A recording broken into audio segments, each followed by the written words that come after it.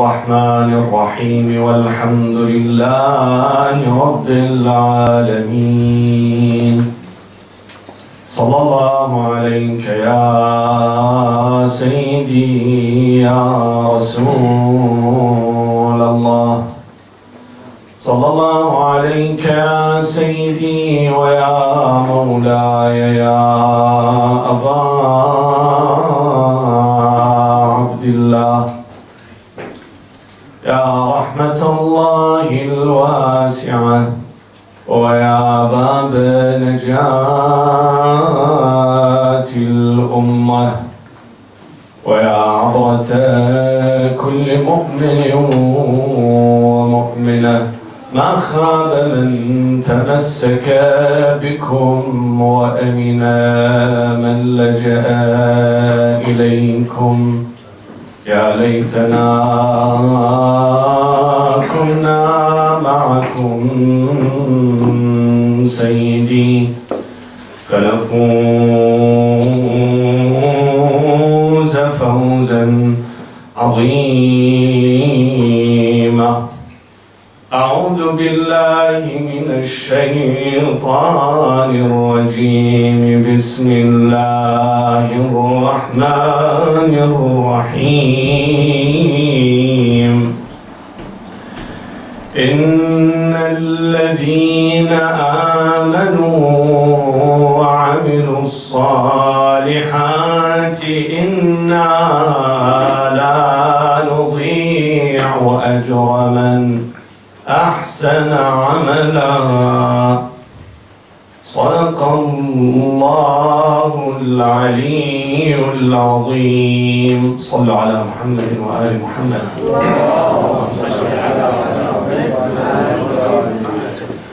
Many throughout history, whether in good or bad faith, have questioned the wisdom and efficacy of the uprising of Husain ibn Ali alayhi salam. Many would tell you what is the objective, what did he have in his mind, and what did he plan for. Those who are considered to be the adversaries to AhlulBayt, they claim that Imam Husain, they attribute his action, the action of Imam Husain, to be stemming from an impulsive and naive personality, meaning that he had an emotionally driven personality with an illogical quest for power. He has been misled by his followers, plus he has certain thoughts, although very illogical, in his mind that he wanted to reclaim his rights. Therefore, he faced a bitter reality, and it was a mistake to start with to have an uprising and revolt against a Khalifa of Muslimin. That's number one group.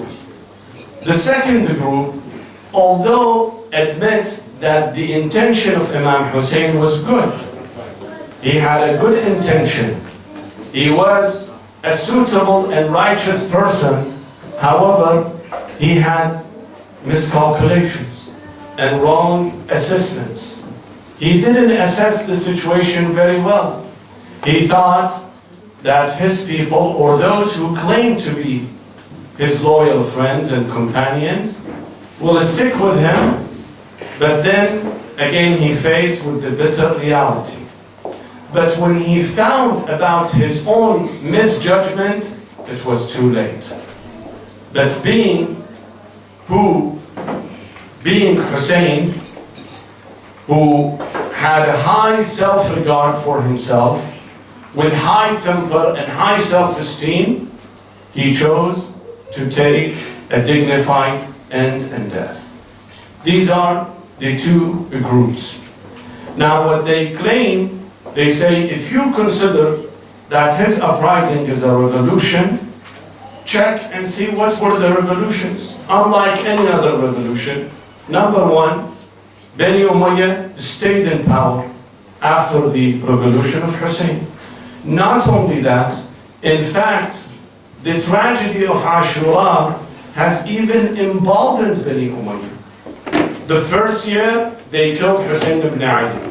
The second year, they attacked Mecca and destroyed Kaaba. And the third year, they attacked Medina al-Munawwar. And they ransacked the sanctity of the shrine of the Prophet and the sanctity of the Muslim nation. So, in other words, this revolution didn't do anything. Second, it caused a rift between the sects of Muslim nations, made a very bitter rift between Shia and Sunnis that's up to today. We are still paying for the price of that incident.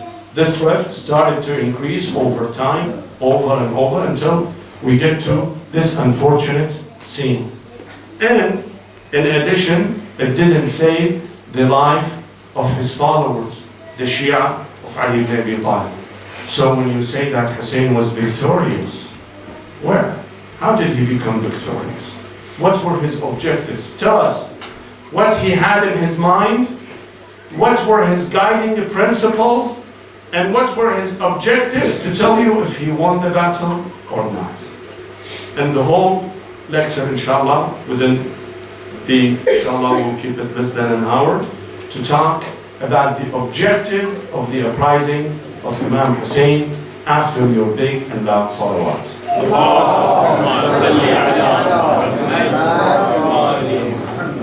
Number one, Imam Husain, from the very beginning, from the advent of his revolution, he knew the end result. He knew his future, and he was certain, and he repeated that many times, not only once. His famous words, when he started his movement, he had this elegant sermon where he said, خط الموت على ولد آدم مخط القلادة على جيد الفتاة. Then later on he says, وخيرني مصرع أنا ناقي. There has been chosen for me a place that I will be killed. Where is that? كأني بأوصالي تقطعها عسلان الفلوات بين النواويس وكربلاء فيملأن مني أكراشا جوفا وأجربة سقبا لا محيص من يوم خطة القدم رضا الله رضانا أهل البيت. So from the very beginning he said, if you want me, I can tell you which day I will be martyred. If you want me, I can tell you in which place I will be martyred. I will be killed between Nawawis and Karbala. The wolf, those voracious wolves, they will come and decapitate me. Then he says, لا محيص من يوم خطة بالقلم. This is a fact, and it will happen. It's a destiny.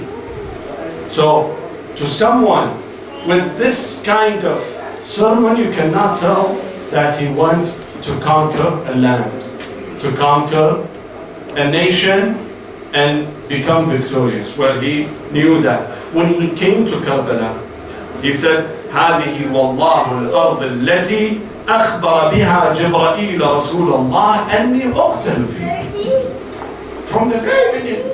Not only him, in fact, all the Sahaba, all the companions, all households of the Prophet, they knew that Husain, when he goes to Karbala, it's only one way. There is no return after that. That was clear to everybody. So this is number one. And most puzzling, look what he wrote to his brother, Muhammad ibn al-Hanafiyyah. He wrote to him this short sentence. He said, من الحسين بن علي إلى محمد بن علي ومن قبله من بني هاشم أما بعد فإن من لحق بي استشهد ومن لم يلحق بي لم يدرك الفتح والسلام. Such a beautiful, elegant, but very puzzling, very ironic. In one side, he says, whoever joins me, the end result is clear. He will be annihilated. He will be killed and murdered. But whoever doesn't join me, he will not witness the great victory. What's he talking about? From one side, he says that if you join me, you will be killed. But if you do not join me, you will not reach the great victory. Is there something puzzling in this? Absolutely. You see, brothers and sisters, we as rational thinkers, a human being, when we plan for something, we always have some sort of a profit or interest, whether to us, to family, or to the entire group, or to our belief, my religion, my hereafter. We always intend such kind of a profit and interest whenever we plan for something. Meaning that always we intend to see a result. The Almighty Allah subhanahu wa ta'ala also approves that. He says whoever does something, he will end up seeing the result. Sometimes the result is quick, very fast, and sometimes they get delayed. Maybe you will see them in this life, maybe we don't see them in this life. We see them in the hereafter. But nonetheless, any action we take, it should have a result. Well, Allah subhanahu wa ta'ala says, فَمَنْ يَعْمَلْ مِثْقَالَ ذَرَّةٍ خَيْرًا يَرَهُ وَمَنْ يَعْمَلْ مِثْقَالَ ذَرَّةٍ شَرًّا يَرَهُ. Whether you do a good thing or bad thing, no matter how small and minimum it is, you will see the end result. You will see the consequences. Maybe you will see it immediately, maybe after many years, maybe you don't see it in this life. You will see it in the after, in the life after, in the hereafter. This is how the actions of a human beings are. Allah subhanahu wa ta'ala would not make anything get missed and overlooked. The ayah that I recited at the beginning, which declares that we as a human being are hostages to our actions. Whatever we take, we will be responsible for tomorrow. If we do a good thing, we will get rewarded. If not, we get punished. Here is the ayah, says, إِنَّ الَّذِينَ آمَنُوا وَعَمِلُوا الصَّالِحَاتِ إِنَّا لَا نُضِيعُ أَجْرَ مَنْ أَحْسَنَ عَمَلًا. This is a promise from Allah. Whoever does something good, God would not make this good to go in vain, go destroyed. Always the person will see the end result, but God doesn't tell when.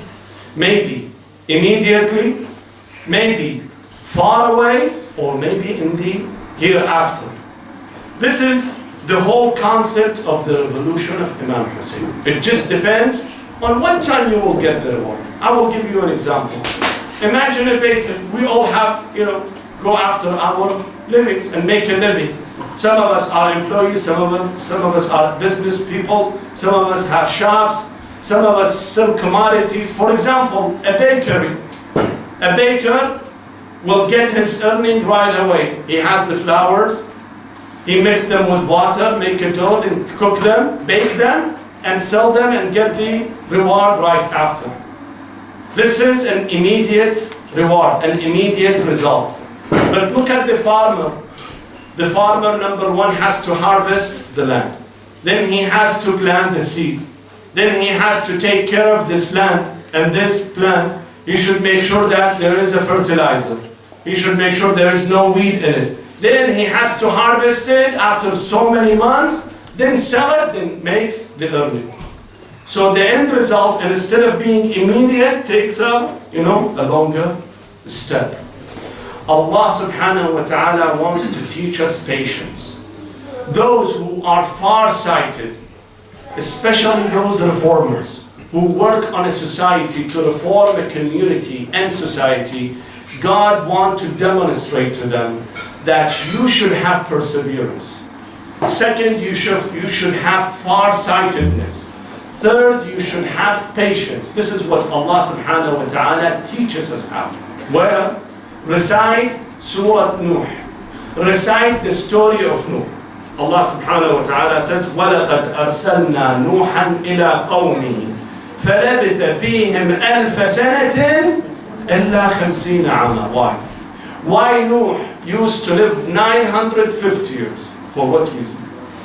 The reason is that Allah subhanahu wa ta'ala wants to tell the entire humanity that you should stay the course, and you should fight, and you should be perseverance. You should have perseverance, and you should be committed and far-sighted and patient. At the end, you will get the result. It is narrated that the Almighty told him, when he kept complaining and cursing his people, the Almighty told him, okay, now you go and build an ark, a magnificent ark. Of course, Noah didn't know how to make an ark. It took him 40 years. 40 years to make the ark. Meaning he was at 900 years at that time when he started making the arks. Now, Noah knew what's going on, but his people, being short-sighted, not visionaries, they kept mocking him, poking fun of him. Everyone who would pass by, make fun of him. They would tell him, it says, وَيَصْنَعُ الْفُلْكَ وَكُلَّمَا مَرَّ عَلَيْهِمْ مِنْ مَلَأٌ مِنْ قَوْمِهِ سَخِرُوا مِنْهُ. Whoever would pass by and see poor Noah is building an ark would poke fun of him, joke with him, tell him, Noah, now you're becoming talented, you're becoming a carpenter, why don't you come and do, my home as well? I have a ceiling, why don't you come and fix my ceiling? The other one told him, okay, how are you going to take this ark, this big ark, how are you going to take it to the sea? You might want to have a crane to take it to the sea. The other person would tell him, okay, let's dig a big hole to make water comes out of it. Making fun, why? Because they were very short-sighted. But Nuh alayhi salam, a social reformer, a prophet, an infallible prophet from Allah subhanahu wa ta'ala, had very far-sightedness. He could see what was the end. What was his story? What was his reply? He would tell them, إِن تَسْخَرُوا مِنَّا فَإِنَّا نَسْخَرُ مِنْكُمْ كَمَا تَسْخَرُونَ. Now you're joking with us, now you're ridiculing us, but tomorrow we will ridicule you. We will make fun of you. The whole idea, the whole story, Allah subhanahu wa ta'ala wants to say here, to say, is stay the course. Keep fighting and be far-sighted. Do not think that an immediate result is mandatory, is imminent. Many of us, when we start a business, or we want to do a good thing, for example, we want to make an Islamic center, and we want all the youth, everybody together. We will give ourselves a deadline. It's good to get a deadline and work on within the deadline. But always we should have high patience, big patience. We should have far-sightedness. We should not give up. Here's the message. Do not give up. Stay the course. Have tawakkul on Allah, and Allah will get you. Maybe not tomorrow, but 10 years down the road. 20 years down the road. The problem with a human being is they are so impatient. وَكَانَ الْإِنسَانُ عَجُولًا. He wants the results immediately. The story here, the story of Imam Husain, is wait. Now on the day of Ashura, on the 61st of Hijri, when the battle took place, yes, Imam Husain was murdered. Everybody who was with him were killed. They were annihilated. Nobody was left, alive. In the materialistic counting and in materialistic view, yes, Yazid won the battle. The army of Bani Umayyah won the battle. But Imam Husayn, when you look at him, you say, wait a minute. I will give you this telescope, I will give you this binocular, and look 1400 years from now, from the battle of Ashura. Then you see who has won the battle. Today, when you put Husayn on one side and Yazid on the other side, where are those two? Where is the comparison between the two? Today, Imam Husayn has a record-breaking events in terms of the largest peaceful march and gathering going toward his shrine and tombstone. Second, the largest banquet and food table that you can imagine. This is all have entered the Guinness Book of Records. And the largest volunteer forces all belong to Imam Husain. Where are Bani Umayyah? Today go to the capital of Bani Umayyah in Damascus and ask the whereabouts of Muawiyah, the whereabouts of Yazid, Abdul Malik ibn Marwan. Where are they? Do you see any place for them? Do you see any tombstone for them? But then in the urban city of Damascus, you see a shining tomb. That a beautiful golden shining tomb is shining, where outpouring pilgrims come to pay visit to one of the orphans of Imam Hussein. A 2-year-old orphan who died in the ruins of Damascus, who happened to be the capital of Bani Umayyah. You see the comparison? The poet says in Arabic, says, ظَنُّوا بِأَنْ قَتَلَ الْحُسَيْنَ يَزِيدُهُمْ لَكِنَّمَا قَتَلَ الْحُسَيْنُ يَزِيدًا. It's just the opposite. After so many years, now we can tell who has won the battle. That is for the first item.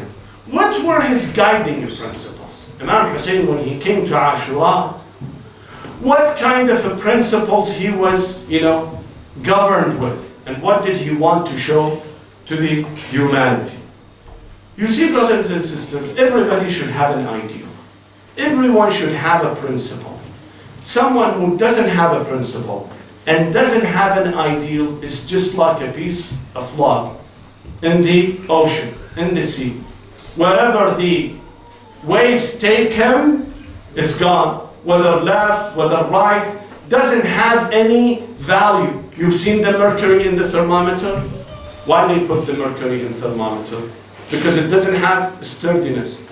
Once the temperature goes up or goes down, this mercury either contracts or expands. It goes with the wave, this way or that way. Doesn't have any sturdiness. Unlike any other metal, unlike iron, for example, unlike silver, this mercury doesn't have any principle, doesn't have any ideal.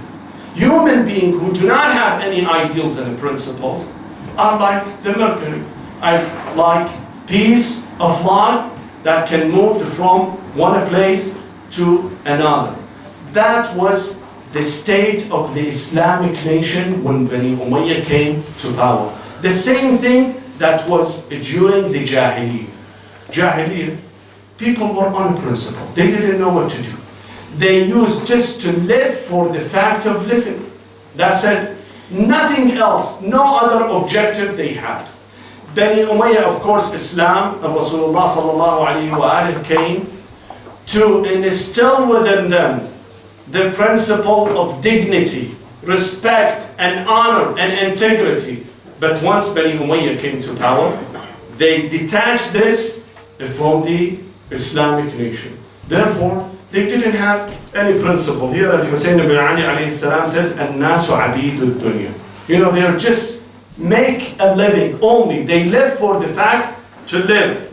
"An-nasu abidu dunya wad-dinu la'qun ala alsinatihim. فَإِن مُحَّصُوا بِالْبَلَاءِ قَلَّ الدَّيَانُ." They just say that they are religious. But the minute you test them, you put them in a hard test, you see that everybody runs away.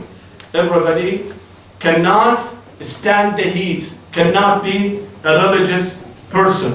Imam Hussein, for the sake of dignity and respect and a human dignity, it's not his own dignity. You see, when the governor of Medina asked him to make a bay'ah, he didn't say, "I, Hussein, do not make a bay'ah and pledge allegiance to Yazid."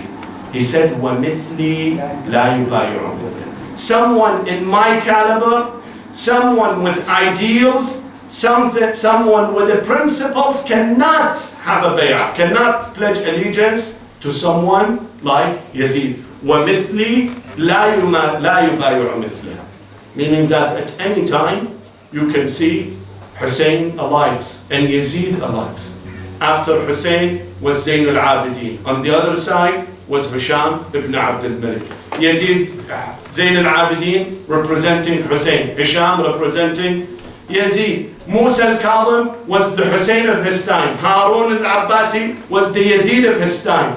Ali al-Naqi was his Husain of time. While the Mutawakkil was the Yazid of his time. Imam Husain here is representing something, saying that at any time there is Karbala. At any day there is Ashura. Kullu ardhin Karbala wa kullu yawmin Ashura. This is number one principle.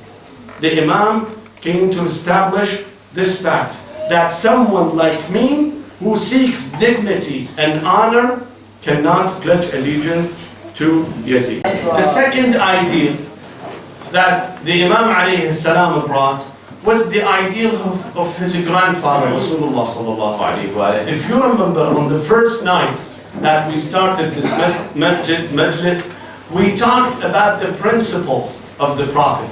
We said that the Prophet brought equality and fairness among Muslims.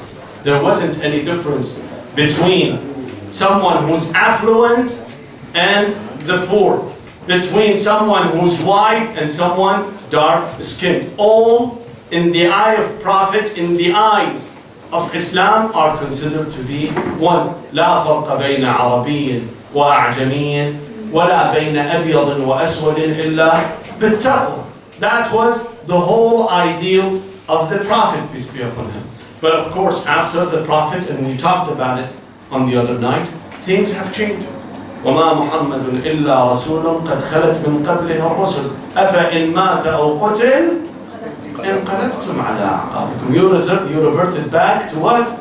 To the same Jahili, the old Jahili. Now Imam Husain came to demonstrate this ideal, this principle on the day of Ashura. Joan was the servant of Abida, and Joan was dark-skinned person, came from Africa. He was with Imam Husain in the battle. On the day of Ashura, the Imam told him, Ya Joan, إِنَّمَا تَبِعْتَنَا طَلَبًا لِلْعَافِيَةِ. You were with us to make a living. Now you don't have to fight. I will excuse you. You can leave. Joan said, Sayyidi, I was with you during the happy times. Now that you are in trouble, I will abandon you. I will not abandon you. Then he mentioned this. قال سيدي إن ريحي لنتن. I have a bad, pugnacious smell. وإن حسبي للئيم. I don't have any, decent grandfather or grandmother. وإن حسبي للئيم وإن لوني لأسود. I'm a dark skin. فتنفس علي بالجنة ليطيب ريحي ويشرف حسبي ويبيض لوني. I want you to be with me when I die and you come to me, so all of those would be changing. My color will change. My smell, my aroma would be good. Then I will be considered among you, among Sahaba. They wouldn't say John, son of so and so. They would say John is the companion of Husain. When he was killed, when he was martyred, the Imam, then he said, Wallah la ufariqukum hatta yakhtalita hadha ad-dam al-aswad ma'a dimaikum. This dark blood, I want it to be mixed with your blood. Now when he collapsed and the Imam rushed to him as he was about to die, the Imam put his cheek on top of the cheek of Joan. Now when Joan looked at that, he declared, he screamed and said, Man mithli wal Husayn wadi'an khaddahu ala khaddi. Who has attained this high position that someone like Husayn to put his cheek right on my cheek? That was the ideal of Imam Husayn. The third ideal, brothers and sisters, you see in any revolution, the leader always gives rosy picture of the aftermath.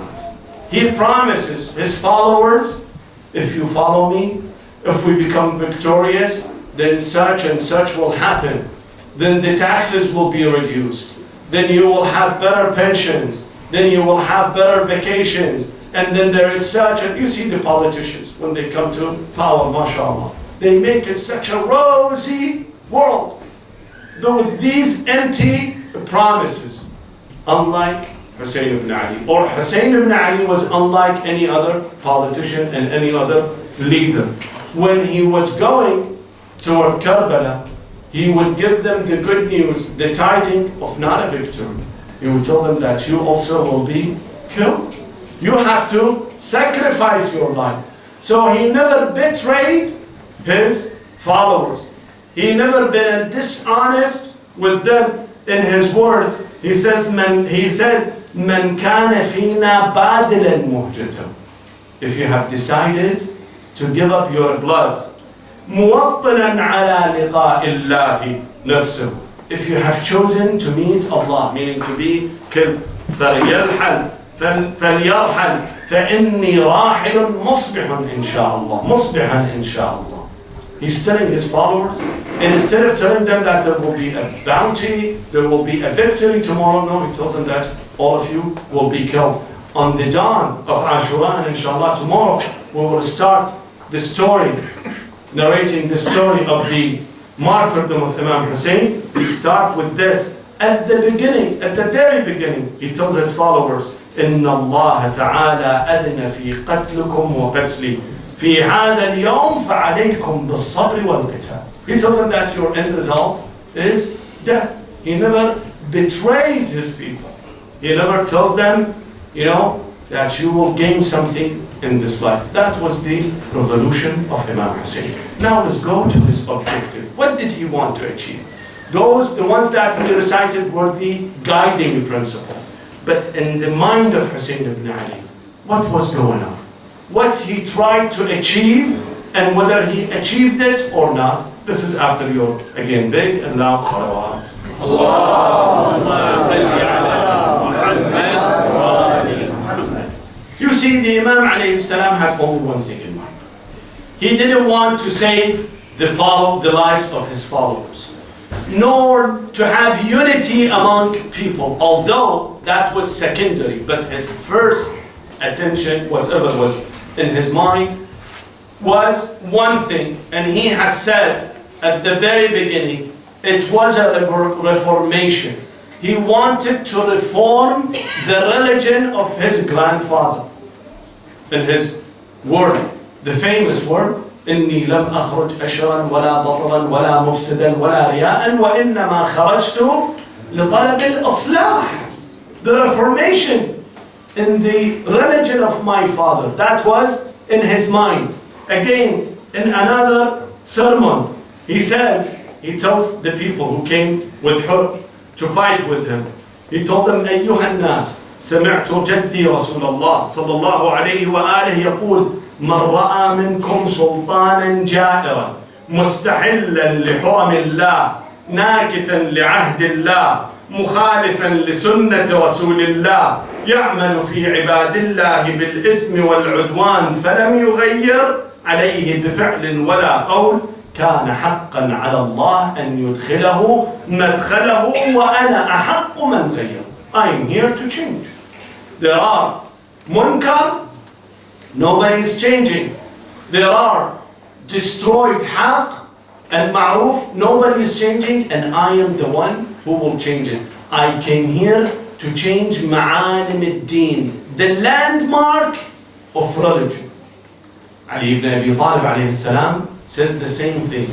When he fights Muawiyah, he says, Allahumma innaka ta'lam إنه لم يكن الذي كان منا منافسة في سلطان ولا التماس شيء من فضول الحطام ولكن لنرد المعالم من دينه. We need to reach the landmark of religion. This is the emphasis of Ali ibn Abi Talib before, and then the emphasis of Husain ibn Ali is to have to safeguard the landmark of the religion, the landmarks of the religion. You tell me, what are the landmarks of the religion?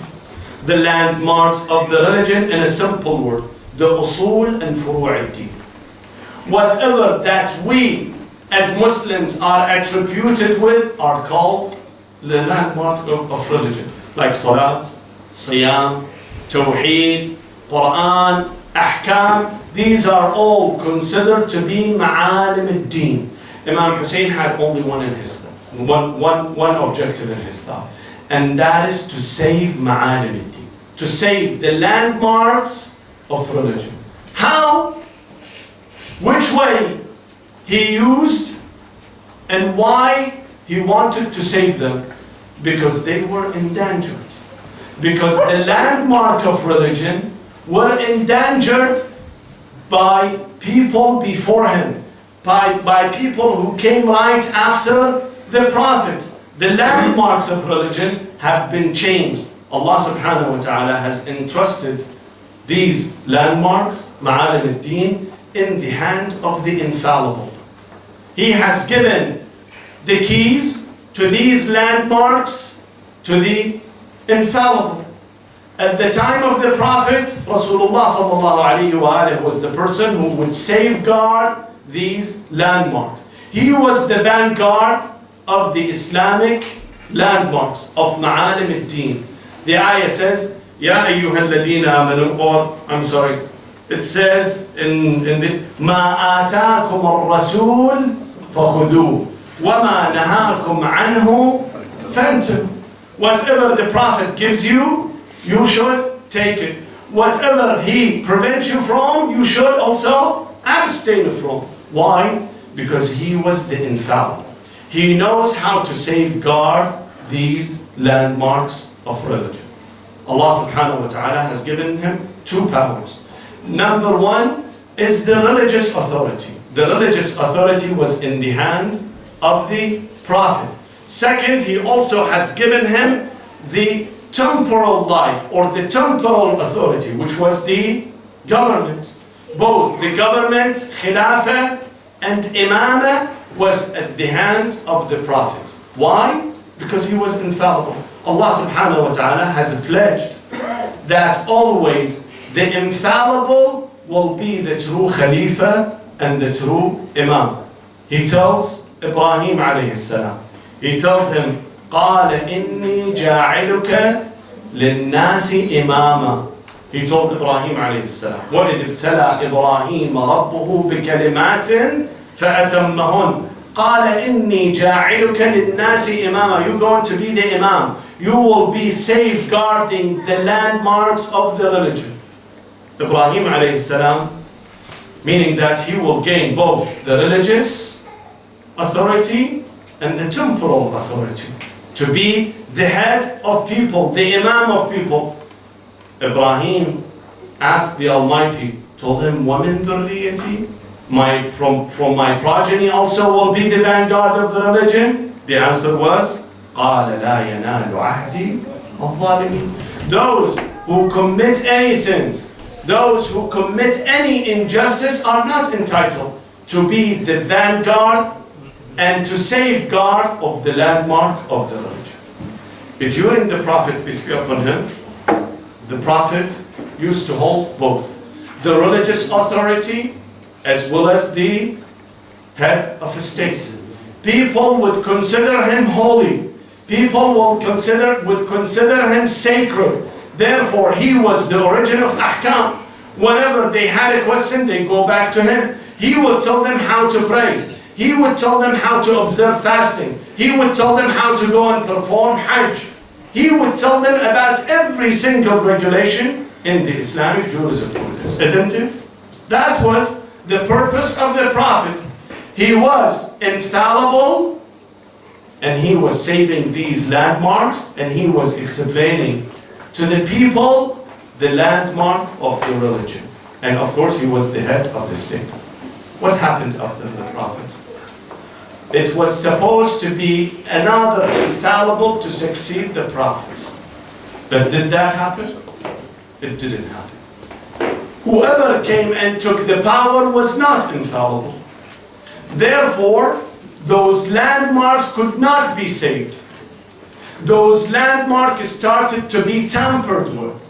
Those landmarks started to be changing. So many things after the Prophet started to change. You see, brothers and sisters, Rasulullah sallallahu alayhi wa alayhi had only one single form of a prayers. Only one single form. And he used to perform that prayer using that particular form throughout his 23 years of his prophethood. Nowadays, how many forms of prayers we have? Where did they come from? How did they originate? Who came and changed those things?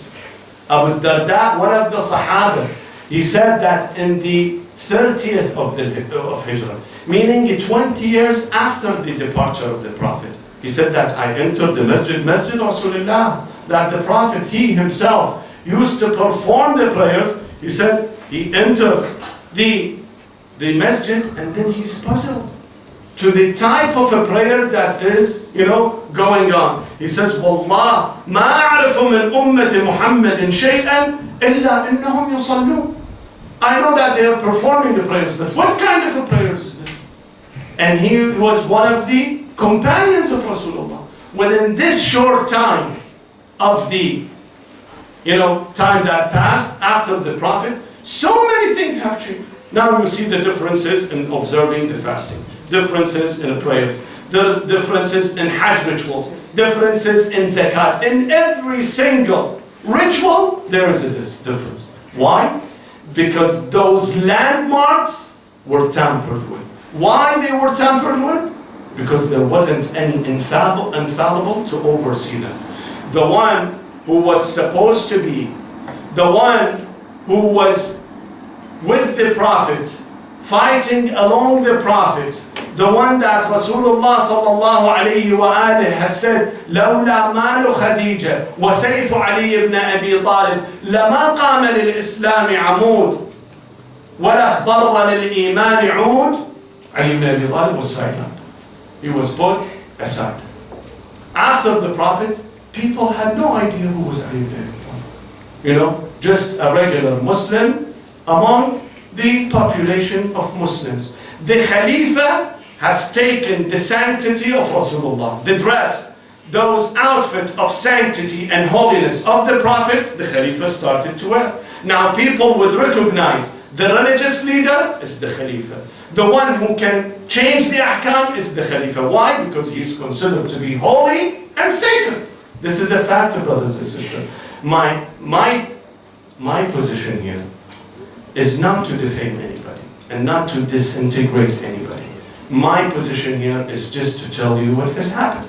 And this is one of my explanations for the revolution of Imam Husain. Maybe some agree with this, some may not. But this is my whole thoughts about the process. Now, when the Khalifa started to wear the outfit of sanctity, he started to change the ahkam. The salat, do it this way. The wudu, do it this way. Hajj, do it that way. Salat to be performed in this way, and started to move like this. One of the things, and here I'm just giving an example and moving very quickly. When Ali ibn Abi Talib came to power, he noticed that there is a salat that the Prophet didn't bring. And he wanted to change the salat. He went to Masjid al-Kufa and told them, people, this salat, the Prophet has not performed it, nor I will perform it. This is a bid'ah. I will not accept you perform the salat. Salat al-Tarawih. The minute that Ali ibn Abi Talib left the masjid, they declared, wa sunnat Umar. You cannot change this because the second Khalifa has installed this. Ali ibn Abi Talib said, with due respect, keep going. If you want it, go ahead do it. My position here is just to explain it to you. But you are free to choose or not to choose. That's why Ali ibn Abi Talib said that my fight with Muawiyah to instill the landmarks of religion. Now people would see the Khalifa, he is in the position of the Prophet. He is as holy, as sacred as the Prophet. Therefore he has the right to change the ahkam, to mandate new rules, to enforce this. The image and the portrayal of the Khalifa was even further reinforced in the eyes of people is when the Islamic advances, Islam started to increase in size. More lands, more people started to become Muslim. Therefore, people would say, the Khalifa has to be right. He has to be sanctified. He has to be holy. Otherwise, God wouldn't help him to increase, his rule and to include more people in Islam. That was the image of the Khalifa in the eyes of people. This kept going on and on and on until Yazid came to power. Now Yazid was an outright kafir. He didn't even believe in Islam. His poet, his famous poetry that he recites, he says, when Imam Husain was killed, just to tell you why we consider him as an outright kafir, he says, ليت أشياخي ببدر شهدوا جزع الخزرج من وقع الأسد لأهلوا واستهلوا فرحا ثم قالوا يا يزيد لا تشل قد قتلنا القرن من ساداتهم وعدلناه ببدر فاعتدل. Muhammad killed my grandfathers in the battle of Badr. Now we reciprocated this. Now we have taken revenge. From whom? From Muhammad. Then he says, لعبت هاشم بالملك فلا خبر جاء ولا وحي. There is not a prophet, there is no Jannah and Nar and Wahy. This is all, nothing, rubbish. That was the statement of Yazid. Therefore, Yazid was an outright kafir. But what did he do? Again, he became the Khalifa, being sanctified again by people. Now, Imam Husain has found this is the golden opportunity. Now, if Imam Husain revolts against Yazid, Yazid will kill him. People are hibernating. They are sleeping. They are oblivious. They are absent-minded. But when they see that the Khalifa has killed the grandson of Rasulullah sallallahu alayhi wa alayhi, then they will realize that the Khalifa is no more sanctified. That the Khalifa is no more holy. He cannot be holy. Someone who kills the grandson of Rasulullah, someone that the Prophet has said, Husaynun minni wa ana min Husayn, and someone kills him, that person better not to be a sanctified person. Therefore, the Imam alayhi salam went with discipline. Why? To take the sanctity, to break this image of sanctity of the Khalifa in the eyes of people. And that's what he did. Now you told me, did he succeed? I will tell you, go and check. When the Battle of Karbala finished, Ibrahim ibn Talha came to Imam al-Sajjad, Ali ibn Husayn, told him, Ya Ali ibn Husayn, who won the battle? Your father or Yazid? Zayn al-Abidin told him, wait until the time of the prayers. When the time of the prayers comes, I would tell you if Yazid won or Husayn won. Because Yazid and Bani Umayyah were bent to destroy the religion. When the time of a prayer came, Zayn al-Abidin told Ibrahim ibn Talha, told him Yazid and Bani Umayyah wanted to destroy the name of Ashhadu an la ilaha illallah. Now you tell me, who won the battle? He said, yes, your father has won the battle. That was the whole purpose of Imam Husain. What he did, he brought the landmark again to what? To the religious authorities. The favor that Imam Husain alayhi salam did, not only to the Shia school of thought, also to the Sunni school of thought. How? Nowadays, the four religious sects in Islam, the Sunni school of thought, are what? Hanbali, Shafi'i, Maliki, and Hanafi, right? When did they originate? They originated after the Battle of Ashura, after the revolution of Karbala. Why?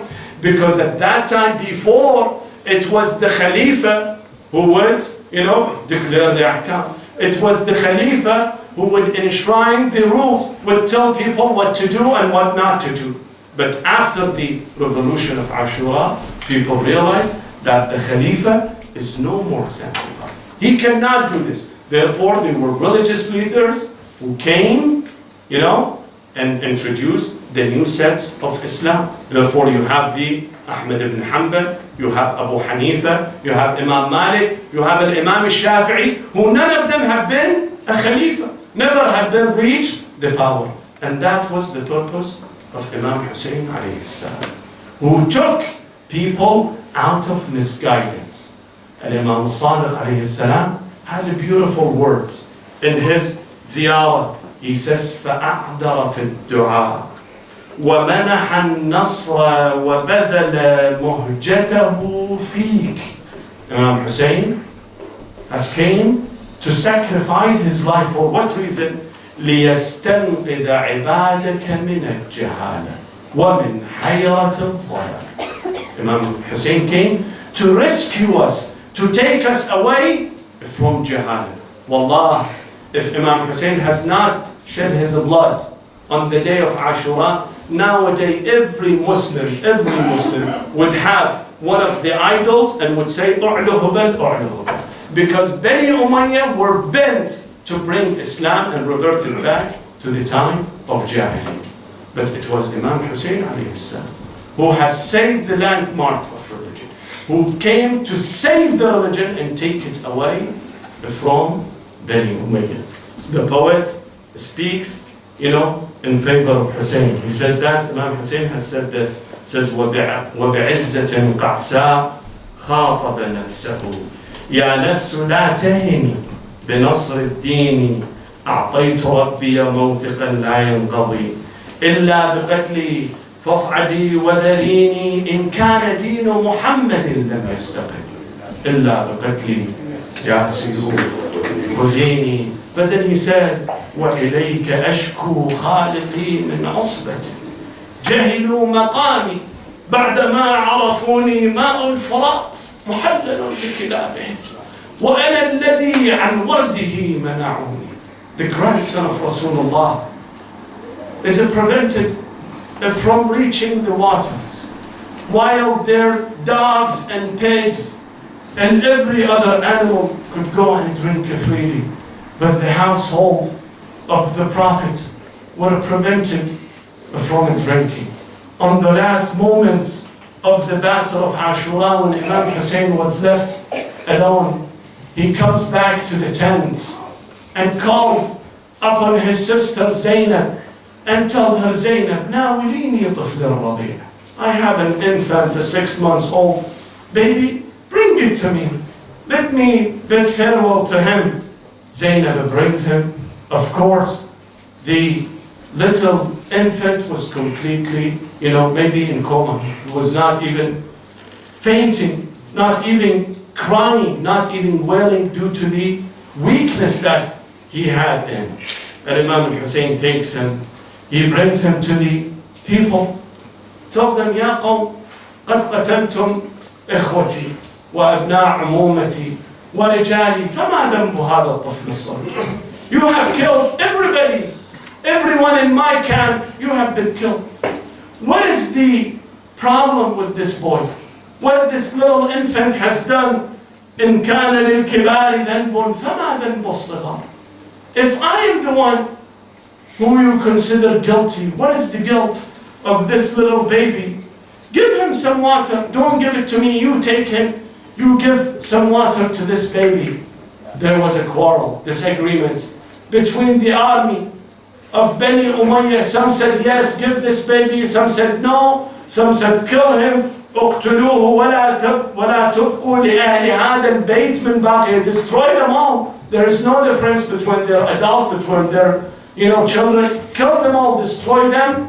There was a quarrel among the army of Ibn Sa'd. Ibn Sa'd looks at Harmala and tells him, Harmala, وَيْلَكَ اقطع نزاع القوم. Let them stop this fight. Harmala tells him, whom should I aim? The baby or the father? He tells him, look at his shining neck. Look at the shining neck of the baby. Harmala says that I aimed the arrow and the arrow penetrated the neck of this baby. فَذَبَحَهُ مِنَ الْوَرِيدِ إِلَى الْوَرِيدِ.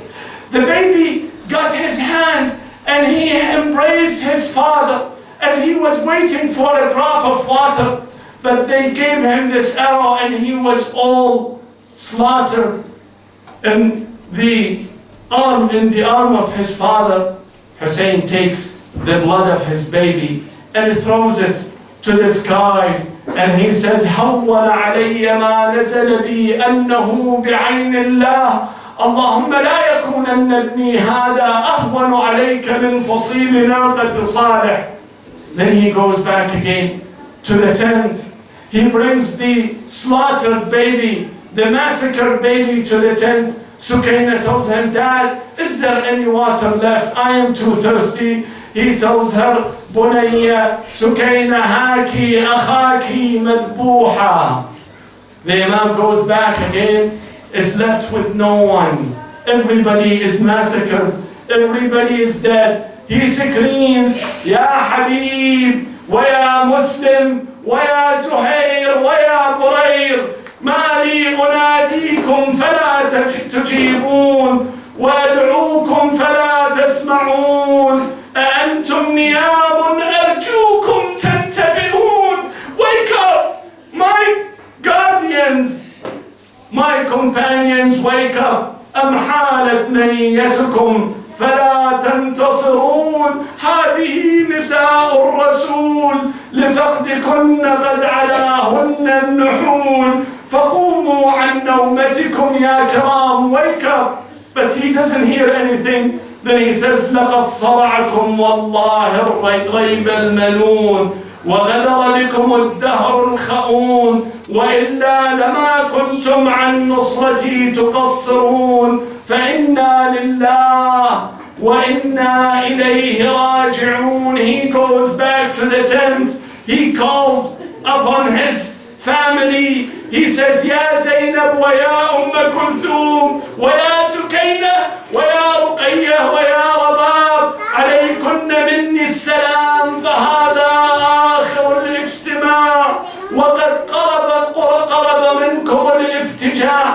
They get ready, all of them, they hug him, they bid farewell to him, he bid farewell to all of them. Those children came out from the tent.